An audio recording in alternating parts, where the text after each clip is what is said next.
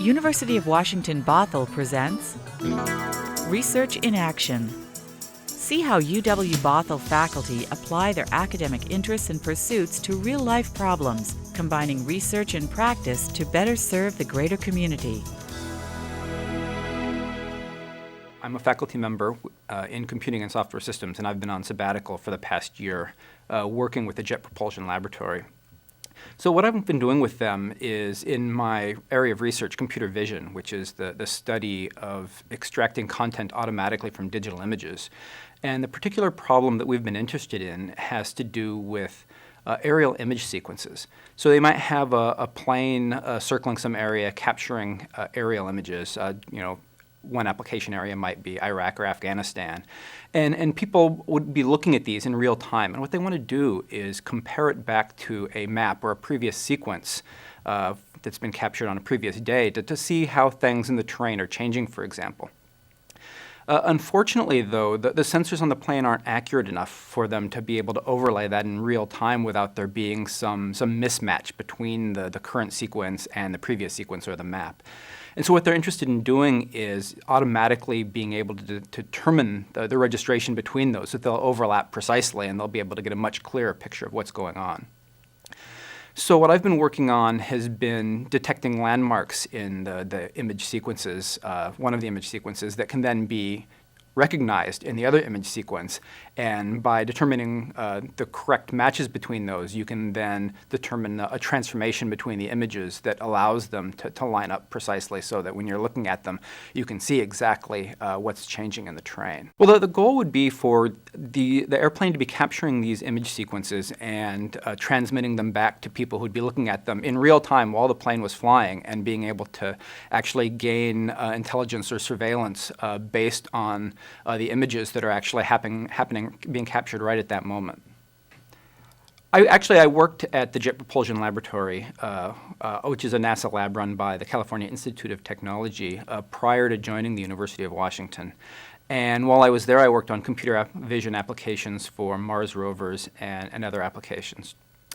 And one of the things that I did before I left there was starting a project on terrain mapping for Mars exploration. And actually, after I came to the University of Washington, I was able to have a contract with the Jet Propulsion Laboratory to continue that work here. And so what we were interested in doing is taking all of the available sources of imagery. And so this would include images captured by orbiters on Mars, images captured as a lander descended to the surface of Mars, and then images from the surface, from both the lander and rovers that were there. We wanted to be able to create three-dimensional terrain maps from as many sources as possible, and then combine them into a single multi-resolution map that a rover could then use for better navigation purposes to science targets that it wanted to get to. So one of the main parts of this work that I was doing here at the University of Washington was determining new ways to generate three-dimensional terrain maps from these images.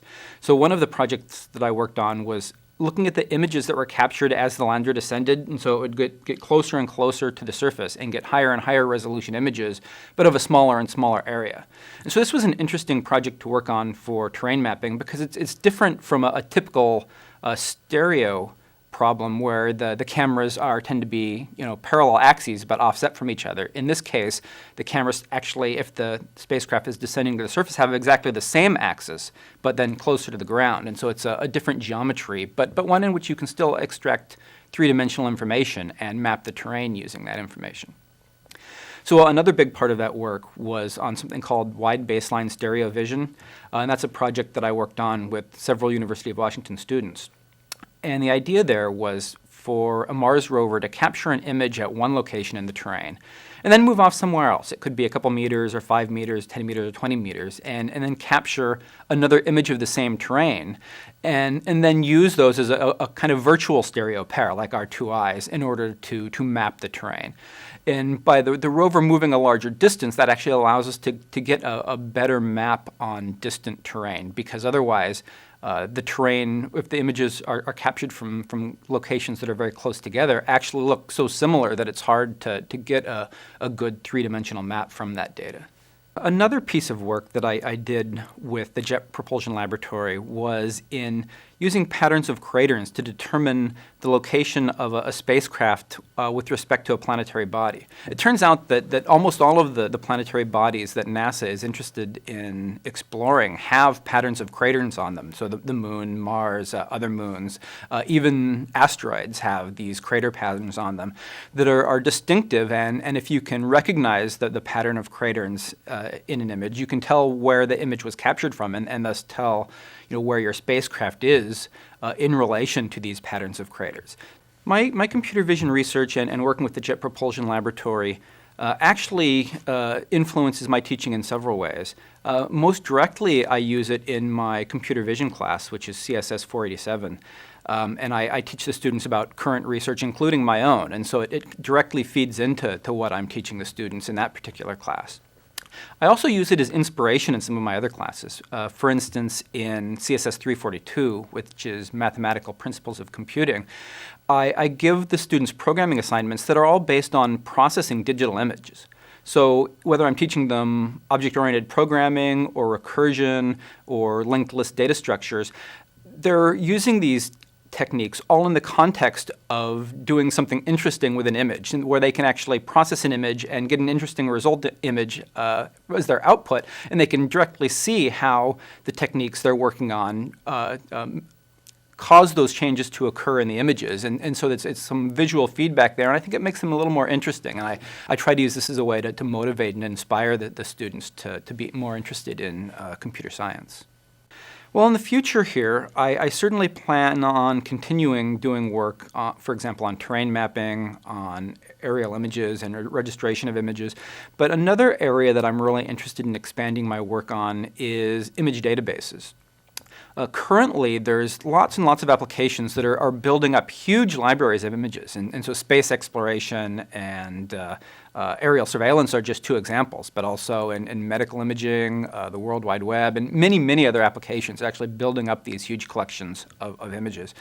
And one problem is if you're looking for a particular image in one of these libraries that has certain characteristics, but it may not be labeled with them explicitly, how do you go about finding that image? You don't want to have somebody go and say, okay, that's not it, that's not it, that's not it. If you have a million of these images, you need to have some way to automatically at least reduce this to a more manageable set that somebody can then look at and say, okay, yes, of those 10, that's the one that I really want. And it turns out to be a fairly difficult problem. If somebody says, I'm looking for images that have some object in it, or medical images that have some property, finding those images automatically is not so easy. And there's a lot of research going on currently in that area. And I'm certainly interested in doing more of that. Well, I've worked with students in the past on several of these areas. And so students can get involved in a number of ways. One way in which I've had students get involved in the past is through our cooperative education projects that each of our students do as kind of a capstone project for their degree, which is a 10-credit project. And many of them work in industry on this, but they're also allowed to work with faculty on faculty-sponsored research. And so I've had several students come to me and say, look, I'm really interested in computer vision. Is there some way I can get involved in this? And usually I have a few projects that I'm interested in students working on that are either related to current research that I'm doing, or maybe related to past projects, or even new things that I'm interested in getting into. And so I would talk to a student about them and present a few different ways that they might be able to help in these areas. And then we kind of mutually decide on what particular topic is interesting to them, and then they can take that as a starting point for actually helping in research or doing their own research. Yeah, for us to give the students the best education that we can, it really helps to be involved in active areas of research so that we can teach the students about what's really going on in the cutting edge. For students that are interested in computer science and our degree program in computing and software system or applied computing, Some of them have the misunderstanding that all computer scientists do is sit down in front of the computer and hack code all day. And really nothing could be further from the truth. The vast majority of computer scientists aren't sitting in front of their computer and, typing in C or C++ or Java code all day. The vast majority of that is actually doing other things and possibly more interesting things depending on your point of view. And so it's really a much broader field than that. And I would encourage students who are interested in this area to really look into people who are working in this area and discuss with them, how their day goes and what they actually do in their job, rather than making an assumption that what they're actually doing is actually just, typing code all day. My overall research goals are to study how technology enhances the teaching and learning of mathematics. Specifically, I look at how technological tools can enable and constrain students' understanding of concepts in algebra and statistics. When I learned math from a real symbolic, abstract manipulation kind of way. However, with technological tools now, we can rapidly produce other representations like graphs and numerical data tables, which we really couldn't when I learned math. In order to produce a graph, I had to produce it myself. So it's changed the way we teach and learn math, and it's changed the focus of what math needs to be. Now, that doesn't mean that symbolic manipulation isn't important, because it still is. It's where mathematical power comes from. However, the graphical representation and numerical representations are more concrete. And so maybe we can help more students actually understand and have a deep understanding of mathematics if we started more from the concrete representations, or at least all three of them at the same time, or four of them at the same time, where we were making the connections between all the different representations of mathematical ideas: graphs, visual representations, numerical representations, and symbolic manipulation skills. The different types of representations, let's think about a concept in math like algebra, like functions. We think of y equals mx plus b. Almost every kid remembers that from high school math. It's the equation for it's the linear equation. It's the equation of a line. And so that, to a lot of kids, doesn't really mean anything. Even if I put a number in there like y equals 3x plus 2, I might understand that slope and y-intercept, but I don't really have a real concrete understanding of what that means. I can see a graph, and I can use that equation to produce a table of values by plugging in some numbers, and then I can build a graph from those points. However, for a lot of students, they can't take the graph and go backwards into the equation. They can only go one way, which is making the graph kind of the answer.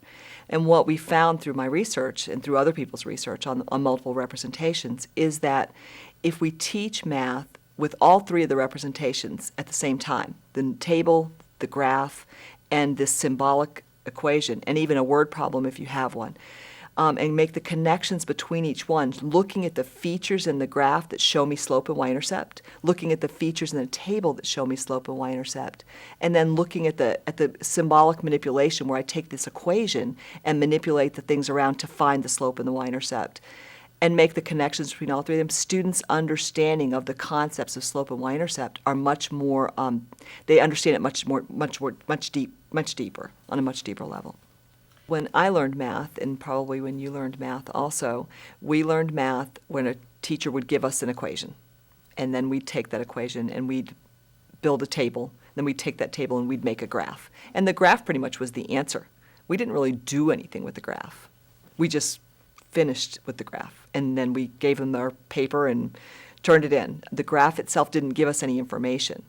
But now, with the advent of even simple software like Excel produces graphs very easily, and they produce them from data. Very rarely did any of us look at Excel to see what the equation was, because most scientists deal with data, and then they use data to make a graph, and they use the graph to make an equation. And the model, the mathematical model, is the last thing we produce. But in math, we've always done that totally opposite. So it's kind of like, if you're a hiker, it's like hiking a mountain from two opposite sides. We're both getting to the same point, but we're doing it from two totally different directions, and it looks different. And it looks different to our students. Our students tend to, when I was a high school teacher, my students would come into my classroom and they'd say, this isn't what we did in science, because I'm approaching it from a different avenue.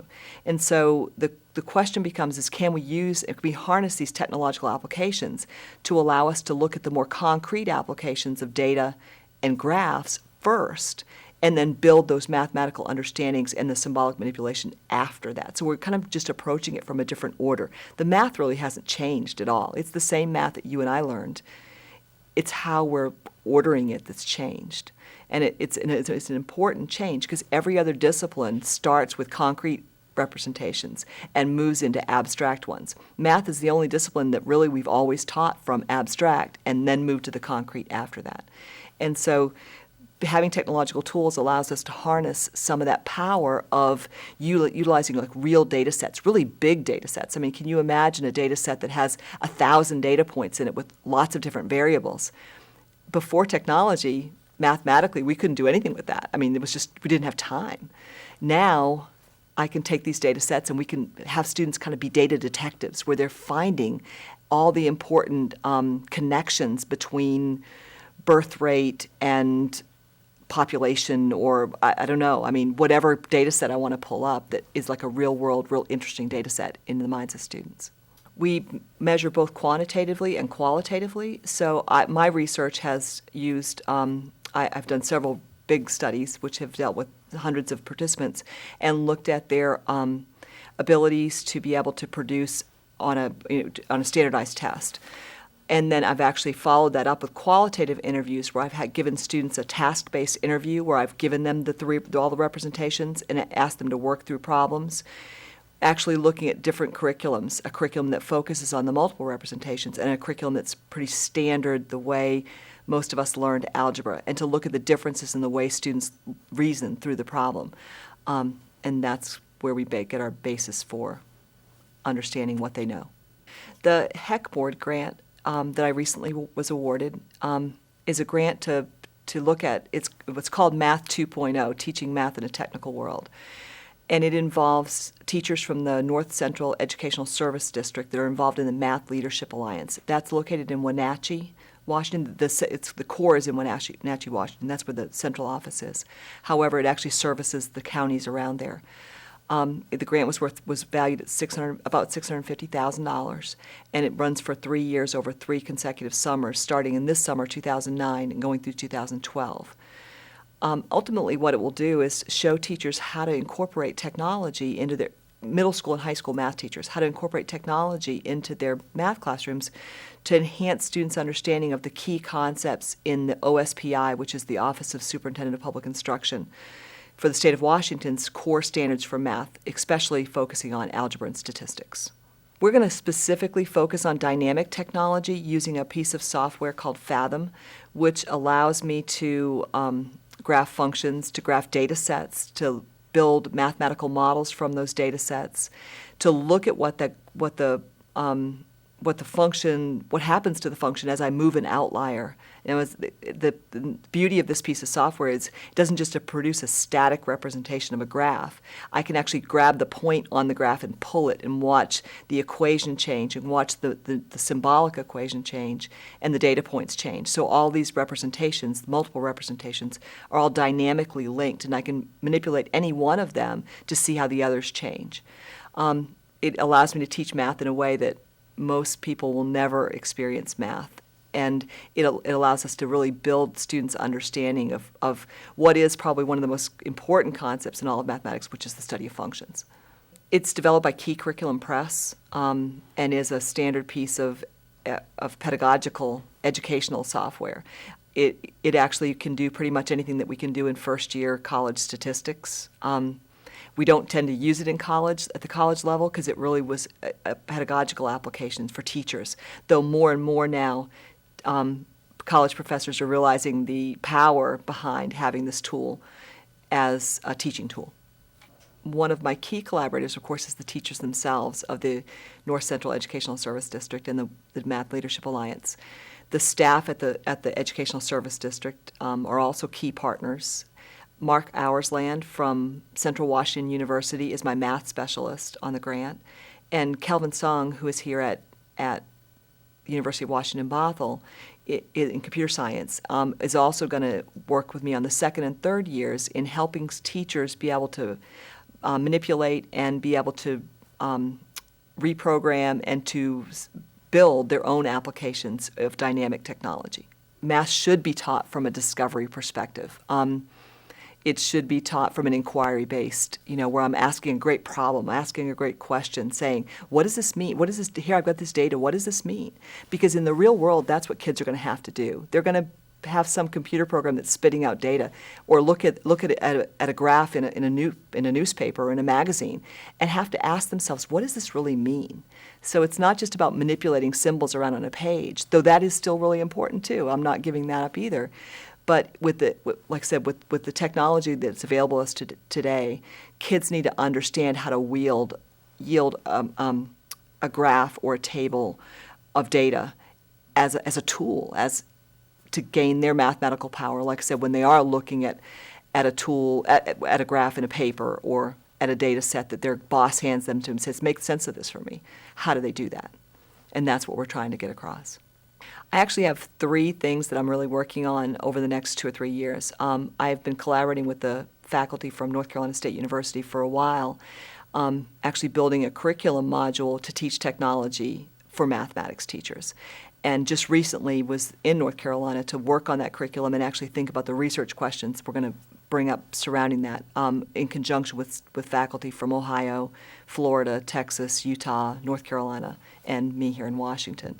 We're kind of trying to launch a national push to be able to look at pre-service education, pre-service teacher education, to be able to do some of the things we've just talked about, which is incorporating more technology in methods classes and in just teacher preparation in general, especially in the fields of math. I was going to say that's one of my research focuses. I have 2 more. One is to incorporate reading in the content areas of math and science, and I'm actually working in conjunction with Anthony Smith and Carrie Zhao of the education program to think math and science are so technical and they're so filled with technical jargon, and if we can increase students' understanding and teachers' understanding of how to increase students' understanding of getting that technical jargon in there, maybe we can help their understanding of math and science as a discipline. And finally, I'm working with Kelvin Sung in looking at how a program he developed is enhancing his students, and this is total computer science, but actually showing him how to incorporate qualitative data analysis to be actual look at how students understand and are making sense of his computer software, to be able to see where he needs to tweak it and what he can do to make it more efficient and more valuable for student learning. The focus of my scholarship at UW-Bothell is primarily in performance studies. And performance studies is a field that looks at the intersection of theater and anthropology. That's the snapshot sentence. In more detail, what I'm trying to do is look at performance across a continuum from staged performance to the performance of everyday life. And then we apply performance analysis to the different examples, movement, the way in which the events are staged. And then we can also do critical theory analysis, post-colonial analysis, et So my first book was a book on performance and deafness, and I looked at occurrences of performance and deafness in 3 case studies: experimental theater, primarily an example by Robert Wilson, who did a piece called Deafman Glance in the early 70s, which is about his relationship with an African-American deaf mute. And then some look at deaf theater, primarily the National Theater of the Deaf, and how that played out in terms of the question of performance and deafness.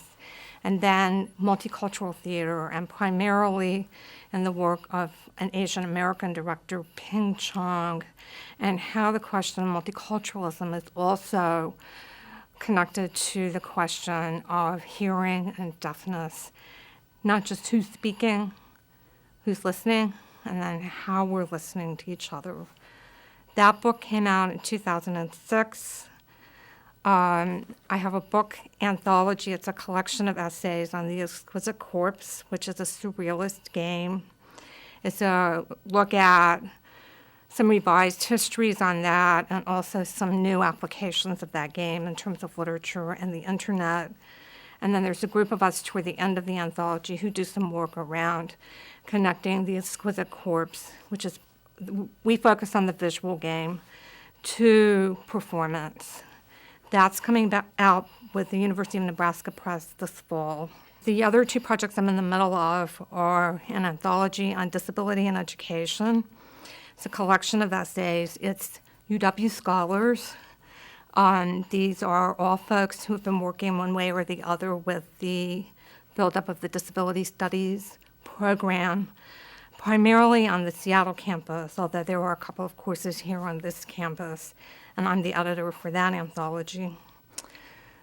That will be put out by UW Press. We're not sure about the publication date yet. And then I'm also working with two other colleagues, Marian Bartha, who is the assistant director of the Simpson Center for the Humanities, and Bruce Burgatt, who is the director of the Interdisciplinary Arts and Sciences program here, and also a colleague I've been working with for the last 6 years on building up the cultural studies conversation here on our campus.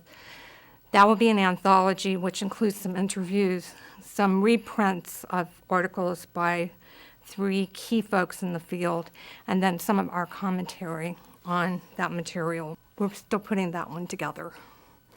All of those projects have something to do with thinking about culture in process, culture in the making.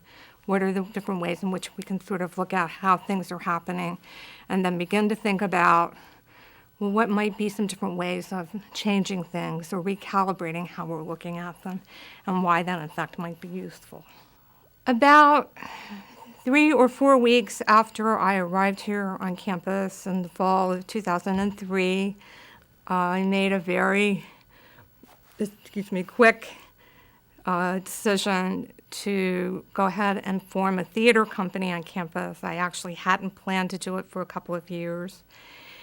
And by January, we had a small company of 5 students. We collaboratively decided to figure out what we thought the company should be called. We talked about a lot of different names. For some reason, the empty suitcase stuck. There ended up being an empty suitcase in a number of our performance pieces. It was quite literally a marker, but it also became an inside joke about what's the nature of the suitcase and what we carry with us and that kind of thing. All of the pieces that we did were collaborative, developed together. We would go through an exploration process around either the specific material or the topic. And then there would be a process of exploring it through discussion and also through movement exercises and creating scenes. And then we pick and choose and then make the final piece. One of my most interesting moments was I was really determined that we were going to do a piece on water issues, and every single one of the performers that I was working with said, we don't know anything about water.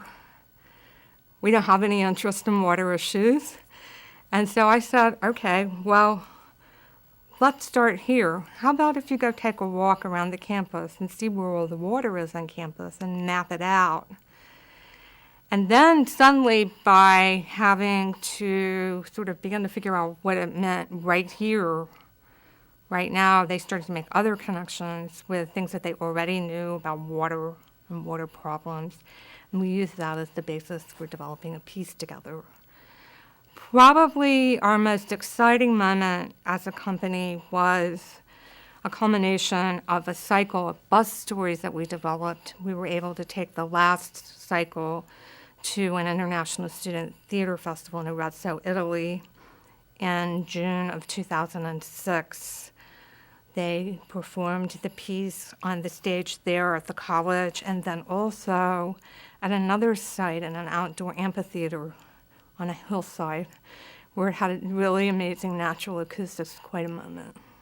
The grant that I received, the TSEP grant that I received, small grant to fund the beginning of a project looking at art and design centers, preferably on an international scale, so they can begin to look at how art and design centers manifest in different locations and then how they manifest in relationship to those cityscapes and then in relationship to the ideas that flow into those centers and then out, how much do those exchanges have to do with the local space and how much of them have to do with a kind of international flow.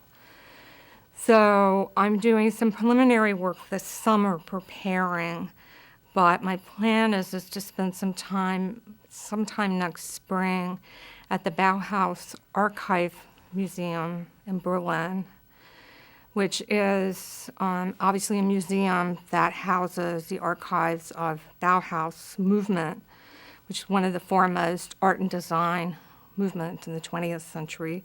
They also were very well known for the school and the pedagogy that they developed, which was based on this idea that all of the arts could be worked on and then could also be approached as one type of art form, so that there was a way of thinking across these art forms and working across the art forms. I think that's a really interesting idea and needs to be revisited. My overall goal with that is to begin to see what that type of research might have in terms of possibilities for applying them as teaching and learning models here. One example that would get at this idea of working across art forms is to think about choreography.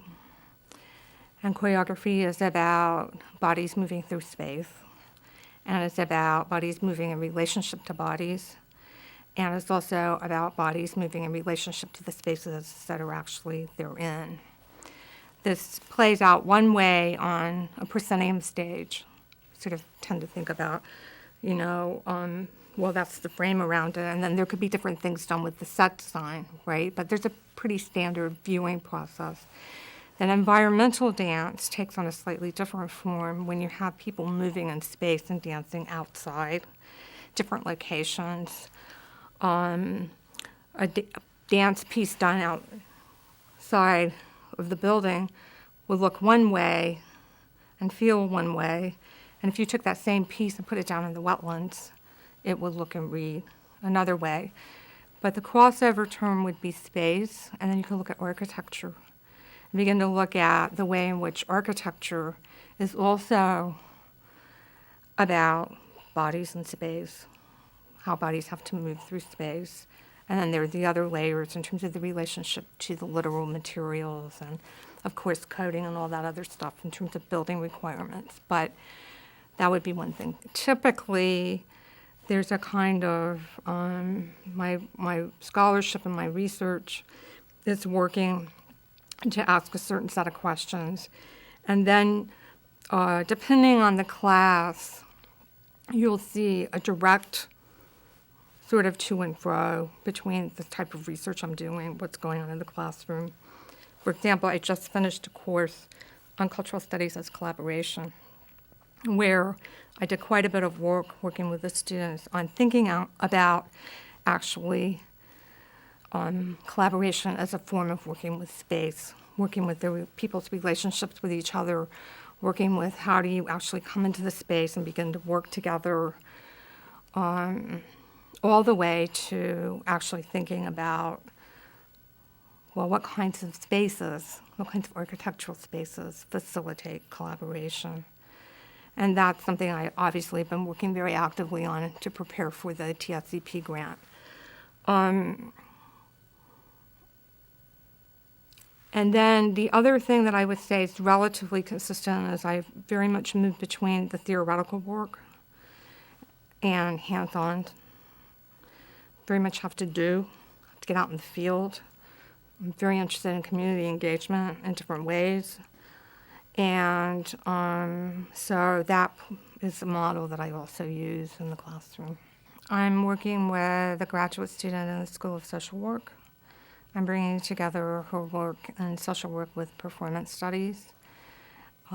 She really wants to explore what the possibilities are for people in the particular communities she wants to work with, how healing and self-understanding can come out of people having a chance to perform and share their own stories. And so we've been working to see how that conversation needs to unfold. I've also worked with a former student who is in nursing, and she's been doing some work to combine nursing and theater. Also worked with folks in environmental studies, environmental sciences, on the links between performance and making other sorts of connections. One part of it is people have different learning styles, right? So doing something kinesthetically can help those folks who either need to learn that way, want to learn that way, or sometimes communication can happen through a kind of kinesthetic embodied engagement that it's harder to get at from some other avenues. The other thing is that at this point, at the risk of sounding a bit sort of broad, we're really moving into a sort of landscape, we're moving into a local and global landscape where we need more facility with different forms of communication. It may not be our first form, but it might be someone else's. And the internet in and of itself sort of demands that we have some different kinds of literacies. And then the fluidity, the sort of mobility of people demands that we develop some other sorts of skills. And performance can be useful in that area. The goals of the Leaders for Teacher Preparing Schools project were to develop leadership for what are called partner schools or professional development schools. It's an interesting concept that is very much akin to the idea of a teaching hospital in medicine. People figured out that in order to learn to teach, it's important to find a way to integrate the academic knowledge with the applied knowledge that you get on site. And so for about the last 10 years or so, people have been working on this idea of a partner school, that meaning a partnership between the university and the school itself, as a place where you could prepare new teachers. A lot of research has been done on what teachers learn in that situation, but there really had never been anything, or I shouldn't say not anything, but there had not been very much to study what principals need to do and need to know in order to lead that much more complex kind of organization.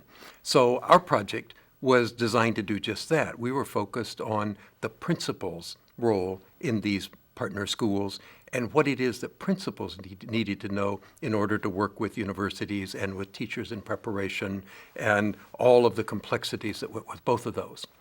The other dimension of the project that made it interesting was that we were doing this in partnership with 8 of the school districts in the nation that have the highest poverty rates among their students. And so our partners were the Newark Public Schools in New Jersey, the Dayton Public Schools in Ohio, the St. Louis Public Schools, the Wyoming Indian Schools, Bullock County, Georgia, but both urban and rural, some of the schools that had the most difficulties. So in each one of these situations, a local university had already built a partnership with the school district, and we were trying to support their partnership by helping principals learn. So the first part of this was that we were supposed to be providing training for these principals. What happened, of course, is that we learned lots more than we taught, and that as a result of what we learned, we did some writing about what it is that the principalship in these schools really involves. Principals generally, in some ways, just as background, I would say that principals' jobs have changed more in the last 7 or 8 years than just about anyone's job, because they've become accountable for external test scores. The point of accountability in schools has moved from the district to the individual school. The testing process has tended to standardize some of the elements, and the incentives and sanctions that have been put in place in policies have really tended to focus principals' efforts on one set of things, while the community pressures that they get from families as they come in the door might be going in quite different directions. So they have very complex roles. You can only accomplish that if you have an awfully lot of people sharing leadership with you. So leading a school really does involve building a lot of leadership from within.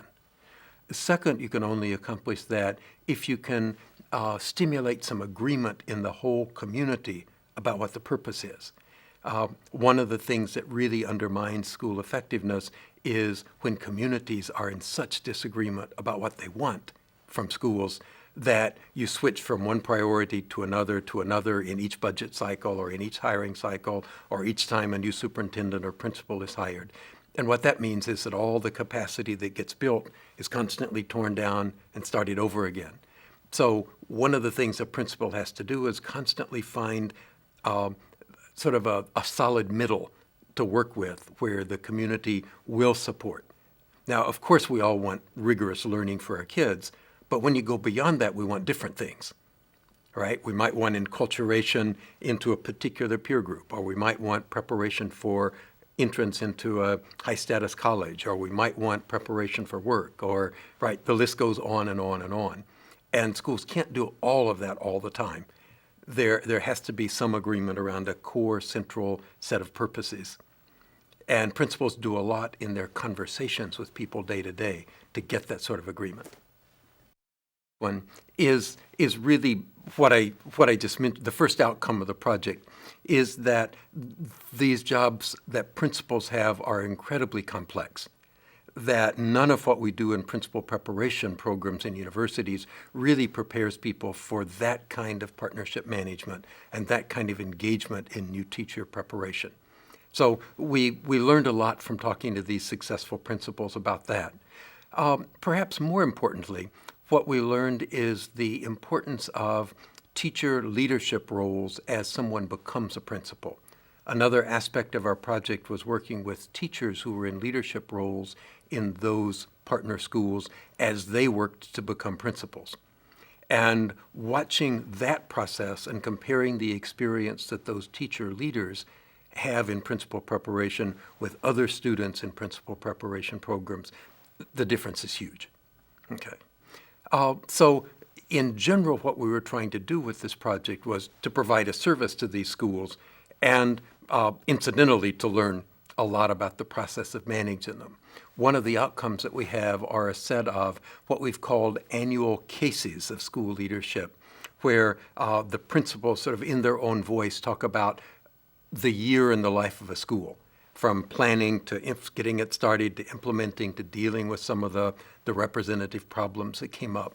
So we're trying to figure out a way now to get these year-long stories out into the literature so that people can use them in new principal preparation programs as other examples of the way principals lead in very complex school environments. I'd say the most interesting piece of it was this bit of how important teacher leadership is as a part of the pathway to principal leadership or in principal preparation. We knew that partner schools were important in preparing teachers. We also knew that schools and universities have a lot of variation and a lot of difficulty sustaining those partnerships over time. So we expected to have a lot of variability in the extent to which the typical model of what a partner school is expected to be. We expected variation in that and got that. But what I think was the most important finding was this importance of teacher leadership, and teacher leadership specifically for instruction as a part of preparation to be a principal. In these partner schools, what happens is that experienced teachers take on a lot of roles in mentoring new teachers and mentoring teachers as they're first coming in during their preparation program.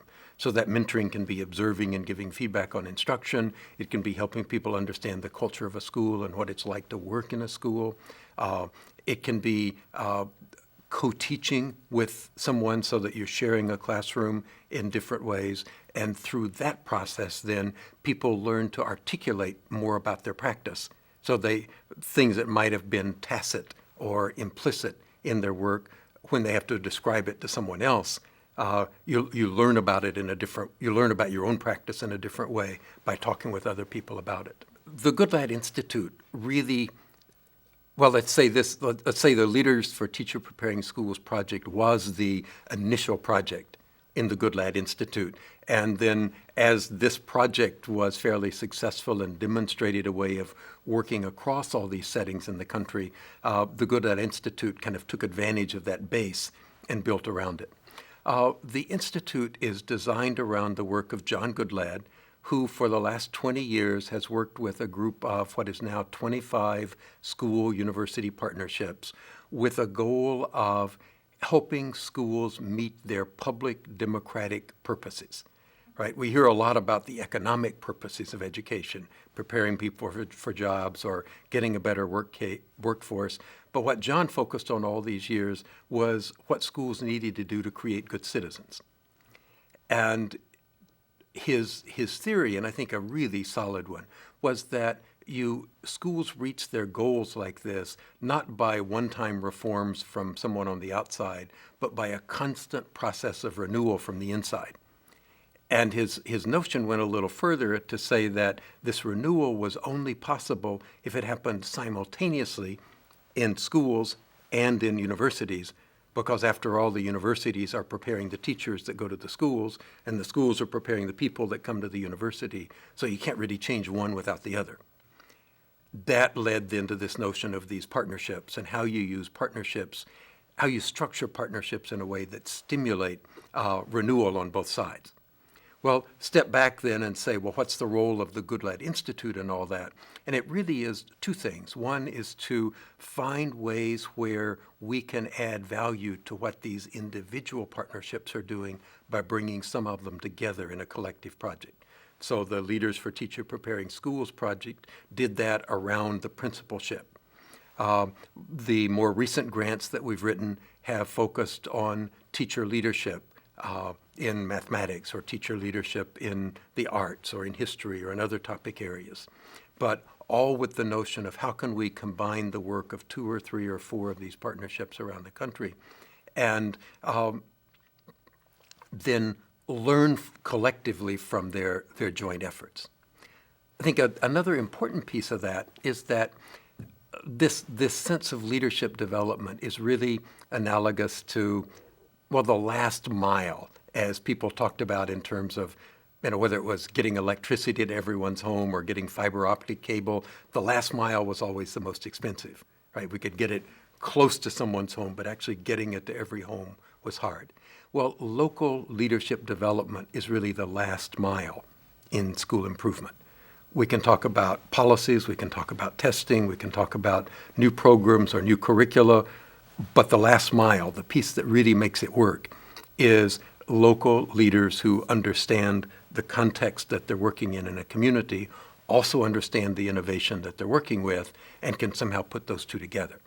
So that's the piece that the Good Lad Institute works on, and why we're so focused on these local partnerships and local leadership development and understanding that local leadership development. The Good Lad Institute is new, and so we're only beginning to see how it might benefit Bothell. The first real outcome has been a new proposal for a principal preparation program here at Bothell. We haven't had one before. And because of our work with teacher leaders in partner schools, we designed this program in a way that's quite different from the typical one that you would see, where we work with school districts to make teacher leadership for instruction an integral part of the preparation program. So people are involved in their schools in teacher leadership roles really as the first phase of the program, and then the second phase focuses more on the organizational aspects of it. It's kind of a unique design, and I'm really curious how it's going to play out. So that's a really immediate impact.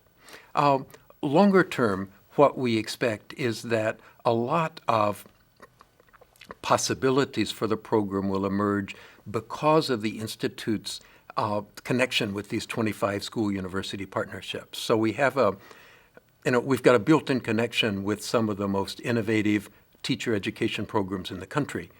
And that provides lots of models to look at. It provides critical friends when we need them to come and look at what we're doing. It provides a lot of history on many of the things that we might want to do here. There are people who've tried it and had it work out really well, and most things there are people who've tried it and had it not work out so well. So I think we're in a position to learn an awfully lot from these partnerships. For example, one project that we expect to start this fall will be a teacher leadership project that's focused specifically on mathematics. Well, there'll be one or two positions on that project, support positions for graduate students who have an interest in teaching mathematics. There'll also be connections between the project and current teachers who might want to become students to advance their own careers. The other thing that we're doing right now is engaging students in the academic study, the literature reviews and that sort of thing. As we anticipate new grants, we're asking students to join us in teams and go out and find literature associated with the topic areas that we think represent important opportunities for grants in the future. So to think about a career in education, I guess what I would say what we learned from all these partnerships about what that kind of a career might involve. The first and most important piece is to get clear for yourself about what your purposes are and how your own personal purposes relate to the public purposes of education. That if there's not a central guiding value about what education is for, it's hard to imagine really sustaining the kind of commitment and effort that the day-to-day work in education takes. It is values-driven. It is purpose-driven. Once you're pretty clear about those purposes, then it's possible to say, well, now let's get strategic about learning what we need to know in order to succeed.